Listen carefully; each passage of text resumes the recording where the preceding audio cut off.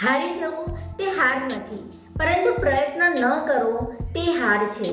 ઘણા લોકો પ્રયત્ન કર્યા વગર જ ડરી જાય છે. તેમને લાગે છે કે લોકો મારી મજાક ઉડાડશે, મારા ઉપર હસશે, હું હારી જઈશ તો લોકો મારી કદર નહીં કરે. આવા વિચારથી લોકો જ્યારે પ્રયત્ન કરવાનો જ છોડી દે છે ત્યારે તે લોકો હારેલા ગણાય છે.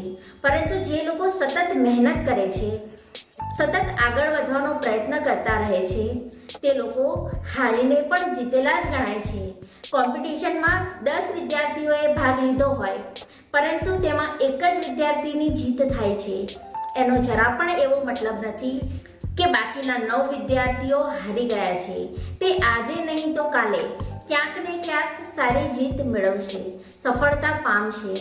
એટલા માટે જ હાર એ જ જીતની શરૂઆત છે. જ્યારે તમે કશું કરતા જ નથી ત્યારે તમે હારેલા ગણાવ છો. કાર્ય કરનાર વ્યક્તિ હંમેશા જીતેલો જ ગણાય છે.